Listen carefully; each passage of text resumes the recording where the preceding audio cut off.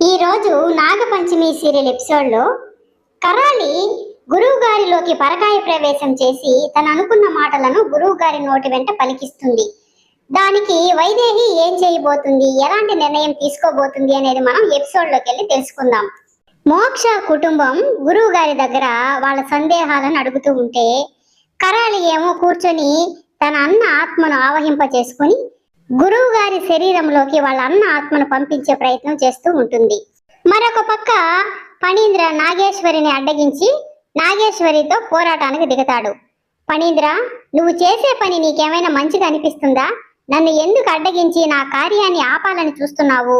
నేను నాగదేవత ఆజ్ఞ మేరకు పంచమికి రక్షణగా ఉన్నానని నీకు తెలుసు కదా. పంచమి మన నాగలోక యువరాణి. కానీ అనుకోని పరిస్థితుల్లో నాగలోకానికి రాలేని పరిస్థితి ఏర్పడింది. దానికి ప్రత్యామ్నాయంగా మన మహారాణి విశాలాక్షి పంచమి కడుపులో పెరుగుతుంది.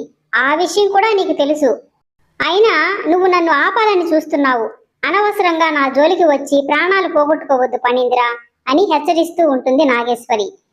నాతో నాగలోకానికి వస్తానని చెప్పి పంచమి నాగలోకానికి రాకుండా నన్ను మోసం చేసింది. నేను పంచమిని పెళ్లి చేసుకుని నాగలోక మహారాజుగా ఉండాలని ఆశపడ్డాను. నా ఆశలన్నీ నిరాశగానే మిగిలిపోయింది. తను మాత్రం ఇప్పుడు మోక్షతో సంతోషంగా ఉండడమే కాకుండా బిడ్డను కని సంతోషంగా ఉంటే నేను చూస్తూ ఉండాలా? పంచమి నాగలోకం వస్తుంది అన్న ఆశతో మోక్షని 2 సార్లు ప్రాణగండం నుంచి కాపాడాను. అయినా కూడా ఇచ్చిన మాట తప్పిన పంచమిని ఊరికే వదలను, సంతోషంగా ఉండనివ్వను. నీకు అన్ని శక్తులే ఉంటే, నాతో పోరాడే శక్తే నీకు ఉంటే నాతో పోరాడి తర్వాత పంచమిని కాపాడుకో.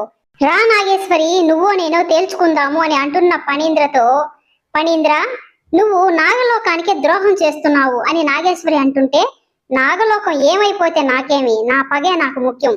ఆ పంచమిని నాశనం చేసేంత వరకు నా పగ చల్లారదు అని ఫణీంద్ర నాగేశ్వరితో పోరాటానికి సిద్ధపడతారు.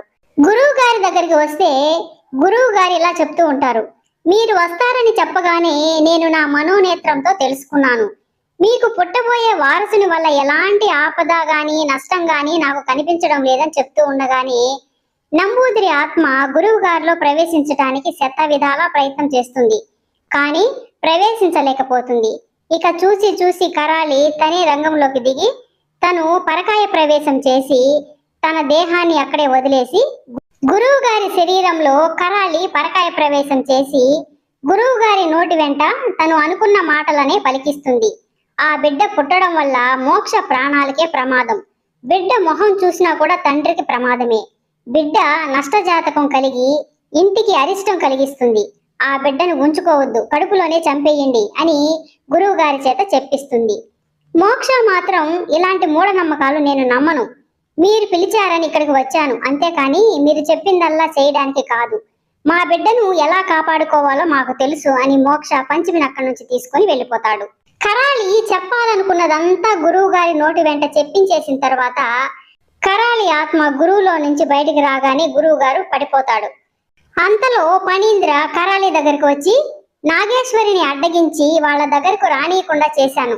నాతో పోరాడి అలసిపోయి ప్రాణాలతో పోరాడుతూ ఉందని చెప్తాడు. చాలా మంచి పని చేసావు ఫణీంద్ర. ఇక్కడ కూడా నేను అనుకున్న పని విజయవంతంగా పూర్తి చేశాను. నేను చెప్పిన మాటలు విని పంచమి కడుపులో బిడ్డని ఖచ్చితంగా చంపేస్తారు. ఆ వైదేహికి మోక్ష అంటే ప్రాణం. వైదేహి మోక్ష కోసం ఏమైనా చేస్తుంది. కాబట్టి ఆ బిడ్డని ఖచ్చితంగా చంపేస్తారని చెప్తూ ఉంటుంది కరాలి.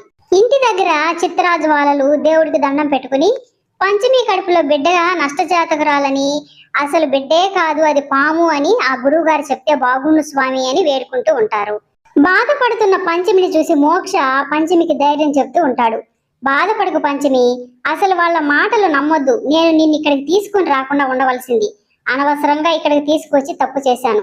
మనకు మంచి బిడ్డ పుడుతుంది, కంగారు పడకు పంచమి. భవిష్యత్తును ఎవ్వరూ నిర్ణయించలేరు. వాళ్ళు చెప్పేది విని నిజమని నమ్మి భయపడకు. మన బిడ్డ పుట్టిన తర్వాత మనం సంతోషంగా ఉంటాం. కావాలంటే నువ్వే చూడు. వాళ్ళు చెప్పింది విని ఏదేదో ఊహించుకుని భయపడకు పంచమి. నువ్వు అలా బాధపడుతూ ఉంటే పుట్టబోయే మన బిడ్డకి మంచిది కాదు. సంతోషంగా ఉండు అని చెప్తూ ఉంటాడు మోక్ష. వైదేహి మాత్రము పంచమి కడుపు తీయించేస్తాను, నా బిడ్డను బ్రతికించుకోవాలి అంటే పంచమి కడుపులో బిడ్డ భూమి మీద పడకూడదు. నా బిడ్డ ప్రాణమే నాకు ముఖ్యం. ఈ విషయంలో ఎవరు ఎన్ని చెప్పినా నేను వినను. నా బిడ్డ క్షేమంగా ఉంటే నాకు అంతే చాలు.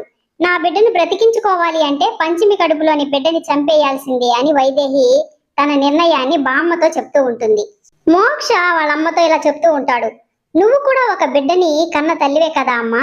నీ కడుపులో బిడ్డని చంపుకోవాల్సిన పరిస్థితే వస్తే నువ్వు ఎంత తల్లడిల్లిపోతావో పంచమి కూడా అంతే కదా. తన కళ్ళ ముందే తన కడుపులో బిడ్డని చంపుకోవడానికి ఏ తల్లి ఒప్పుకుంటుందమ్మా? ఆలోచించు. వాళ్ళు వీళ్ళు ఏదో చెప్పారని బిడ్డని చంపుకోవడం మంచిది కాదమ్మా. పుట్టబోయే బిడ్డ మీద ఎన్నో ఆశలు పెట్టుకున్నామమ్మా, మా ఆశల్ని చంపేయొద్దు అని చెప్తున్న మోక్షతో ఈ విషయంలో నేను ఎవరి మాట వినను మోక్ష అని ఖచ్చితంగా చెప్పేస్తుంది వైదేహి. మోక్ష మాత్రం అయితే నేను ప్రాణాలతో ఉండగా మీరు ఆ పని చేయలేరమ్మా అని తన నిర్ణయాన్ని కూడా చెప్పేస్తాడు మోక్ష. వైదేహి పంచమి దగ్గరికి వెళ్ళి, నువ్వైనా చెప్పు పంచమి, నీకు భర్త కావాలా బిడ్డ కావాలా అంటే ఎవరిని కోరుకుంటావు? ఆ బిడ్డ పుడితే నీ భర్తకే కదా ప్రాణగండం అని చెప్తున్నారు. నీకెందుకు అర్థం కావడం లేదు? చెప్పు చెప్పు పంచమి అని అడుగుతూ ఉంటుంది వైదేహి. మరొక పక్క ఫణీంద్ర చేతిలో దెబ్బతిన్న నాగేశ్వరి కూర్చొని నాగదేవతను ప్రార్థిస్తూ ఉంటుంది. నాగదేవత ప్రత్యక్షం అయ్యి నాగేశ్వరిని కారణం అడుగుతూ ఉంటుంది.